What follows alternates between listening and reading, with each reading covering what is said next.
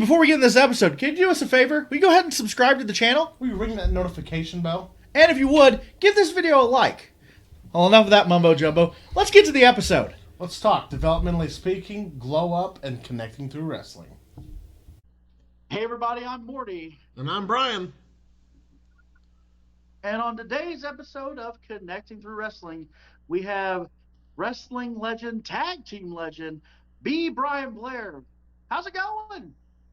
It's going well. It's very nice here in Tampa, Florida, and enjoying the winter weather.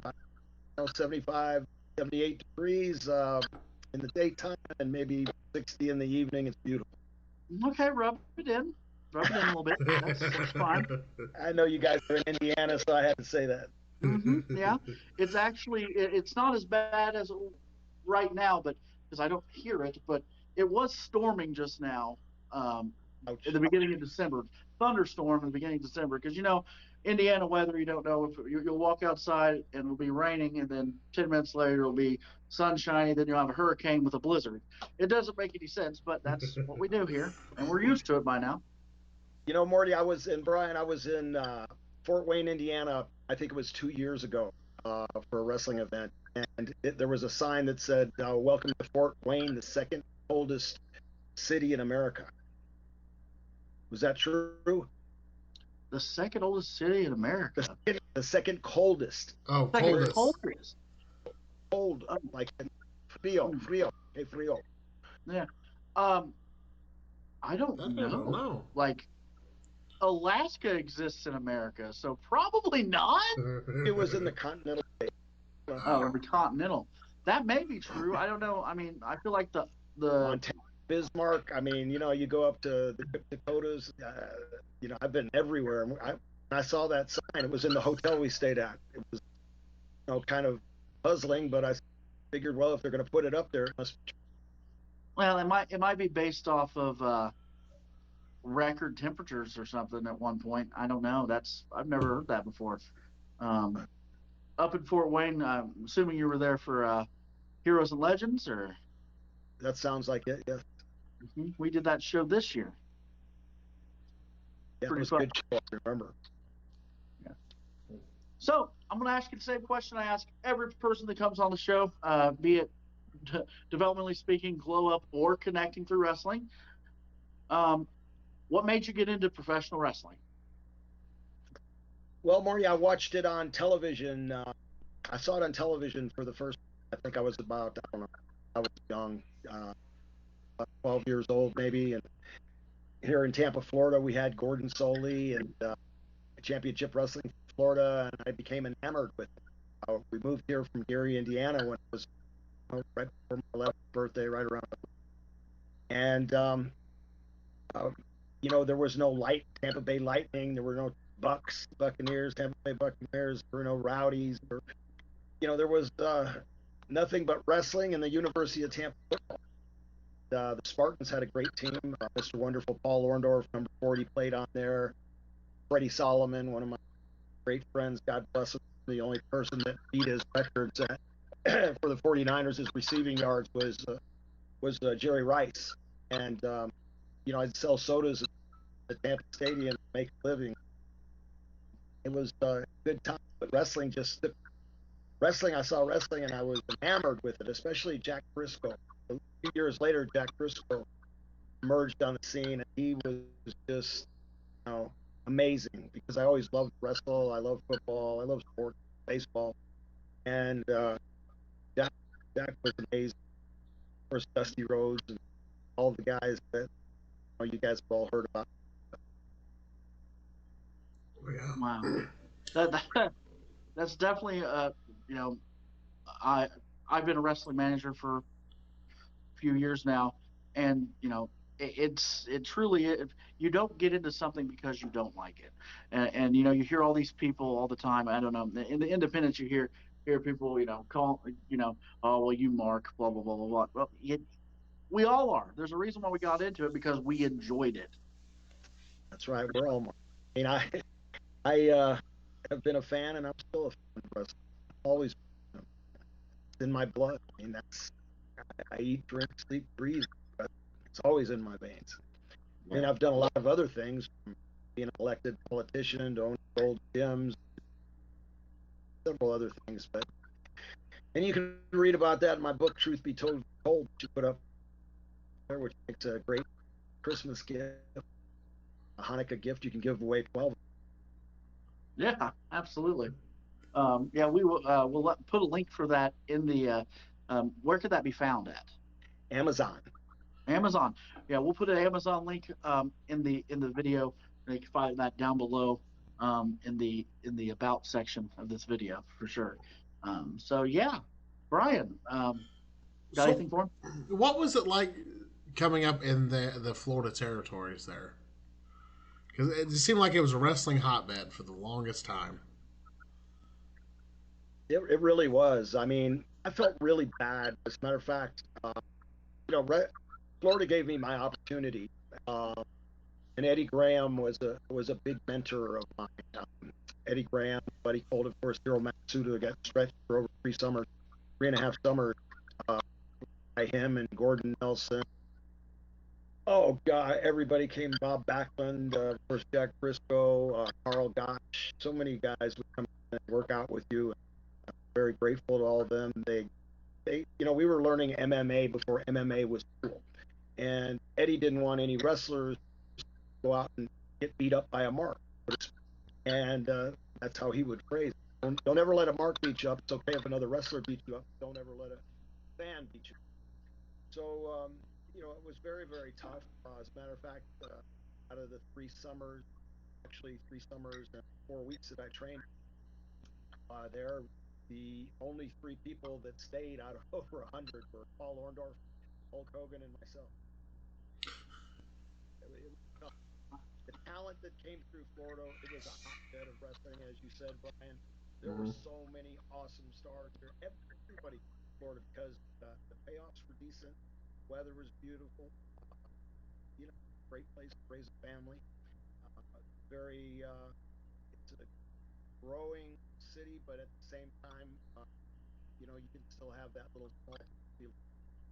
Oh yeah, just anything I've ever seen or read or watched is just the crowd. Just everything in Florida was something truly special. It was you could feel, you can see the passion on everything that they've released. Video wise from Florida, and a lot of people talk about those Florida territories and how amazing it was, and a lot of it was the best time of their careers was down in the Florida territories. Yes, I think anybody that wrestled here would say that it was one of their favorites.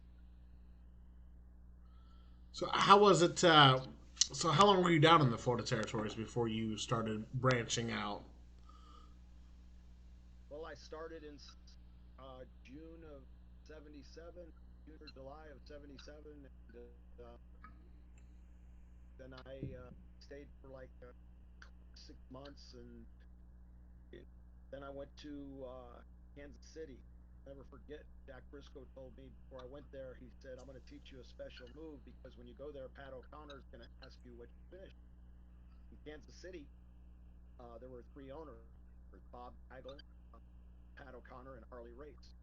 And Pat O'Connor was, was kind of the guy that booked everybody, and at least he booked me. And so he shows me what he called the Briscoe roll up. He picks you up for a slam, you drop behind him, push him into the ropes, and roll him up. Well, I'm all hooked on the Briscoe roll up. I'm learning how to do the Briscoe roll up in 6 different ways. Um, I get to Kansas City. First thing, Pat O'Connor says, "What's your?" And I said, "Well, Mr. O'Connor, it's the Briscoe roll." And he takes, looks, said, "What? What did you say?" I said, "It's the Briscoe roll up. I'm excited. It's a great move. It really is. I'll show it." He said, "Oh, that son of a bitch, Jack! I'm gonna kill that MF." God dang! So he was so hot because the O'Connor roll up was famous. I didn't know that. So I had no clue. But the ribs never stop. That's one thing about the business. I mean, the ribs are fantastic. You know, if you could just put a montage of all the ribs together. I've got one on film that is absolutely freaking hilarious. Probably the best rib that's filmed, actually filmed. I have tape of it, and I won't disclose that yet. I probably should have said it. It's a great rib that happened in Malaysia or Singapore. Yeah, in Singapore, but we went to Singapore and Malaysia, and the promoter wanted to be with this certain girl. Well, I'll say her name. She's deceased. God bless her. Big Bertha, Rhonda Singh. So Mehar asked us to bring Big Bertha on the tour. Bam Bam was on the tour. I don't think I've been on more tours with anyone other than Jim Brunzell and Bam Bam Bigelow, Scott. But anyway, I contrived this rib up where, Big Bertha is Mehar called us and said, called me in Florida, and Hal Jeffrey and I were promoting the show, and he said, "You got to bring Big Bertha. I'm in love with Big Bertha." Big Bertha was the most beautiful girl in the world, but he was nothing to look at either. But that was great. So got a hold of Big Bertha. She came on the show, and oh my gosh, I mean, it is absolutely hilarious. She wound up getting him tied with both of his hands spread out on two end tables of the bed, blindfolded. That's how we got to film him, because she blindfolded him and left the door open so we could open it up. And so this guy named Nasty Ned, another guy from Brandon, Evan something, see Brady Boone, or who else? Cuban Assassin, of course, Bam Bam, a bunch of us. Anyway, we kind of, after Bertha went to her room to get some items that she requested that she wanted to use with Behar, left the door open and we just cracked it. And there he was, led stock naked. I mean, seriously, I have this on film, stock naked laying there, and she put on the best show you could ever see in life. This was especially he bought her $100 bottle of scotch, which she demanded. She demanded he got the tape. She demanded he got everything. He was all for it. He just couldn't wait to be with Big Bertha. Oh my gosh, I'll leave it like that. But there's so many ribs that have gone on in this business. It's absolutely hilarious. Matter of fact, in my book, there's truth be told, there's a lot of great anecdotes, a lot of great rib jokes that have been told and played on me. I'm it's truth be told, so I kind of stooge on myself, I guess. Oh, absolutely. If you can't stooge on yourself, who can you stooge on, right? Yeah, exactly. Absolutely. You know, we've rode in a few car rides with Rip Rogers, so we've heard some ribs, and but I can say that I've not heard one where a guy was stripped stark naked, tied up on a bed. That's that that And it's on tape. That's and the funniest to watch it. it's great. It's absolutely hilarious because when Bam Bam opens the door and says, "Hey, what are you doing with my old lady?" God, they heart bust tape on one side and it curls up in the ball, and he's going, "No bang bang, no bang bang." He called him bang. He says, "No bang bang. This is a dream. This is not real. It's a dream." Hilarious. I Oh, snot that, out of that our was nose trying to keep from laughing. So he wouldn't realize that there were people filming him and watching him. It was just absolutely hilarious. you would. No, I mean, anybody be afraid of hearing Bam Bam come in screaming like that. I would probably immediately just defecate all over the place. Just like, nope, I'm done. Oh, okay, I'm sorry. I apologize. Oh yeah, he jumped up on the bed too with his fist cocked and all those torches, flames coming off of his head. He was ready to kill over his pet old lady. That's so good. How long did it take you to write your book? And what made you want to write a book? About 2 years. Um, Prosperity's sake, and to cover a big chapter, and you know people would really know what I've been through in my life. Uh, so they either don't make the same mistakes, or they either learn from it and they laugh. And it's a very emotional book. takes you from humble beginnings to through so many fun stories with Mr. Wonderful, the Hulk Hogan, the whole gang. Um, and it's got 5 stars. Every star, I mean, every review, just read the reviews on Amazon. It's really amazing. Very humbled by the people who love books. It's Awesome. been a joy. I'll be sure to after we're Awesome. That, done. I'll be sure to order mine. yeah, for sure. And that's yeah. We'll like I said, that the book's called Truth Be Told. There's going to be a link posted down below, so make sure you get that while you can because that's it sounds like I'm gonna have to get one as well because I got to read some of those stories about ribs and everything. That's I guarantee you'll like the book, or I'll give you twice your money. that's a deal. Wow, that's I don't think you can get that deal from anybody else. No. Oh, that's recorded. I got That's to ask you. I have to ask you a few questions to make sure you read it. But true. you read it if you didn't like it. So after you did Kansas City, what led to your WWE run and the four? Did you tag before with Jim, or was it?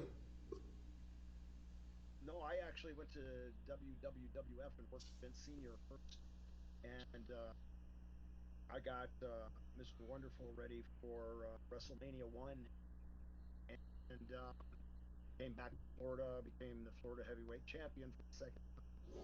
Uh, I've been Heavyweight Champion, Southern Heavyweight Champion, Tag Team Champion, and that's all good in Florida, but I could see the writing on the wall that WWE was about ready to take over everything, and Vince wanted me back. Uh, and Actually, Hulkster called me up, said, "Hey, Vince wants to be in a. He's creating a new tag team division, and uh, I suggested that he teamed up with Jumpin' Jim Brunzell because Terry had just left the AWA, and Vince plucked him from there. He was going around plucking every top star from every territory, and I was on top in Florida. Felt really bad actually for leaving the territory because Eddie shot himself about a month after he left. It wasn't because I don't think he left the territory. He had a lot of other issues. Mhm. God bless it. Super. His son Mike, who also died, unfortunately. Mike Graham once, and because I went to Tampa for like 3 months. I wish I had stayed, but I was done and came back here. I'd met him because a lot of those people like did a lot of the local show. Like I remember seeing the Cuban Assassin a lot, and Mike Graham, and just like the whole like. And I'll say that about Florida. Like those people, it's like they always kept in touch besides meeting at wrestling shows. I swear, you know what I mean? Like everywhere else, it seems like they just meet up at conventions. But like in Florida, it seems like everyone, from my perspective, does truly keep in touch and check on each other and talk. And it's not just, oh, I'm on this show, you're on this show, then they catch up. It seems like everyone stayed in contact. Yeah, well, I do a lot of like fraternal stuff. I have something that's called Legends Lunch, Mm-hmm. and Legends Lunch has been active since 1999, and we do that every quarter in Tampa. And of course, Cauliflower Alley Club, which is a big passion of mine. We help so many people; it's amazing. Uh, People can join the Cauliflower Alley Club by going to caulifloweralleyclub.org, and like I said, it's a big passion because we have helped so many of the guys that you would have never thought would need financial assistance, and we give them. We don't loan it as long as they've made a living in the business for 3 years um, or longer. We help them. We don't usually mention the names, but some people want us to, like Paul Orndorff, Bobby the Brain Heenan, Kamala, Coco Beware. I mean, these guys are all very appreciative. Put out to the public. It's the members. Our members are tremendous. We have the best members of any. group that I've ever been a part of. We just met in Vegas this past September, and although it's very painful for me right now, I've got to get another back operation December 27th, and it'll be my fourth back operation. Because when I go to an airport, it's kind of embarrassing, but for me, I've always been such an athlete. Very, I gotta be in a wheelchair. It's uh it's difficult, but I just try to keep my head up and keep going. And I hope this back surgery corrects the last I had, which paralyzed me. Definitely wish you the best on that, for sure. Um, yeah, and talk about the Cauliflower Alley Club. We've we've interviewed quite a few people that before and after the this year said they were going to go and they were looking forward to it because they've been there before. Had plenty of them say that we need to be there, to come say hi. A lot of the Glow girls were hyped up about being there, and it just seems like it's an awesome organization, and I really do hope that I get to go to one day, just to be there, and just witness it all. And that's usually at the Plaza Hotel, right? Well, this was our first year at the Plaza, and we'll be there next year. I'll finish negotiations this week, as a matter of fact, and we'll most likely be there the last Monday, Tuesday, Wednesday of August. Some people come a couple days early and stay for an extra day or two. We usually have great room rates for about a week, 5 days anyway. Awesome. So we'll have a great rate on Sunday, and we have registration. Monday we have seminars. We're doing karaoke this year. There's a lot of fun activities to do, and of course, you find Fremont Street right there, which is like Bourbon Street on steroids. Oh yeah, uh, yeah. The first time, the first and only time that my wife and I went, February of 2021. And we stayed at the Golden Nugget, and out of our window, you could see the plaza right there. So when I saw, I'm like, I know exactly where that's at. I've been within walking distance of that. So like, I would definitely love to be able to go and witness that in person because Fremont Street is, like you said, it is just out there. It is, it's can't explain how it they got the ceiling over the road, like it's just a light show constantly. But enough about Vegas. Let's talk more about you, I'm for sure. actually I'm gonna go next year. Scott Romer's been pushing me to go. I told him I'd go next year. Scott's a great guy, and he's been a photographer, one of our official photographers many years. I've been the president, CEO for 8 years. Scott was there before I was, so my hats off to Scott Romer and Nevada, who does our newsletter. Uh, Rich Ingling, our whole staff, just spoiled. We've got a great group of committed individuals. Dan Murphy, people that volunteer their time, just to keep the whole organization together because we're all volunteers. We all, march in the same direction. It's been a great team, and it's since I became president, we've doubled our membership, doubled our revenue, doubled the amount of money we give out to other wrestlers, and our reunions are, paid reunions are always 750 people. That's awesome. I'm looking forward to going next Probably year. 2,000 people come through our nostalgia stall. The locals don't actually attend the reunion. In the nostalgia room, we have registration in the nostalgia room. Well, lots of people sign autographs, selling wares, things like that. So it's never a dull. All I'll for a be. great. Oh yeah, I'll look forward to going next year and try to make it a yearly thing. I'm trying to truly branch out and dive into this, and I like talking with people. I like helping people tell their stories and get all the information out we can. And that's why Scott was big on. He's like, you need to go, you need to go, and so I made the decision I was going to go next year for the first time. Great. Love to see Good. Looking forward to it. Super. So, let's. Sorry, I do apologize. 1 second. Santa Claus is going down the street right now in our neighborhood, and the music. Do you hear it, Brian? No. Well, here in about a few minutes, because you're just right down the road, you'll hear it. Oh, I'm sorry, we'll cut this out, but I hear the sirens now. they are just blaring the music. Boom, boom, boom. What's that? I was like, I didn't know what was going on. I'm like, what is that? And then I realized, oh, it's Santa Claus going down the street on a fire truck. Okay, Yeah. sorry, Brian. Okay. Go continue with the next question. I'm so sorry.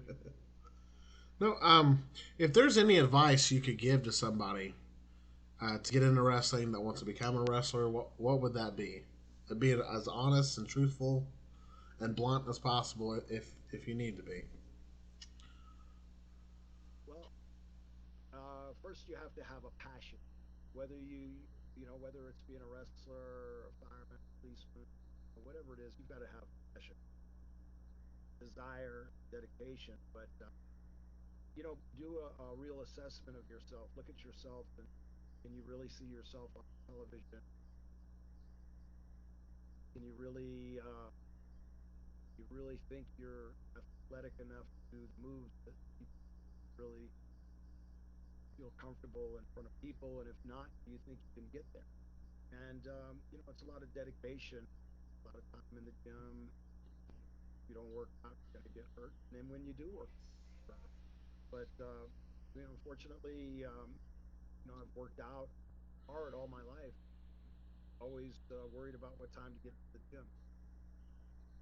And since my parents were divorced when I was young, I just needed an escape.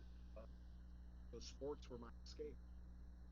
For sport letterman in high school, not many people that do that. Actually lettered 11 times. So, and I went to college at Louisville. I'll be there, like I said, Saturday. And, just, you've got to really want it. You've got to have that burning desire. You've got to have that passion. And I've seen people that really didn't look the part at all uh, make it because they, in their mind, believe. And when you believe, you achieve. Hmm. And when you achieve, you receive. And that's the whole, my philosophy in life. Got to believe it. And, I'm going to achieve. I don't like to quit. It's like I shouldn't be doing all these interviews. I shouldn't be flying places that I fly to right now. But I do it because it's a passion. I love seeing the fans. Love you know getting out and seeing the people that made made a living, help make my living, so that my Hmm. actually appreciate the craft of wrestling. It's so enjoyable. Sure, for sure. Well, I know I can speak for myself, and I'm pretty sure I'm speaking for Brian here that it's an honor to have you on here today. And I want to thank you so much for coming on, taking time out of your day to, you know, talk to a couple of guys that you don't know from Adam about wrestling. And I do appreciate you and everything you've done, and I appreciate you joining us today. Thank you so much. Oh, my pleasure is mine. Thank you guys very, very much. And thank you for connecting through wrestling. Great show, guys. Call me I anytime. Awesome. And before you go, just so everybody remembers, it's called Truth Be Told, and there's going to be an Amazon link down in the About section right underneath this video. Make sure you go check it out now. Thank you, Morty. Thank you, Brian. And thank you, all your listeners. Appreciate think I, Absolutely. I Thank you. appreciate it, sir. it. And viewers, I forgot we're on StreamYard. That's right. Bye. So, guys, have a Merry Christmas. Merry Christmas. Happy Hanukkah. Bye bye. Bye. Hey everybody, it's Morty. It's Brian. And thank you for watching today's episode of Developmentally Speaking. If you could, please click that subscribe button. And don't forget to punch that bell icon so you can get notified whenever we go live or drop a new video every Monday. Well, thanks for watching, guys, and we'll see you on the next Developmentally Speaking.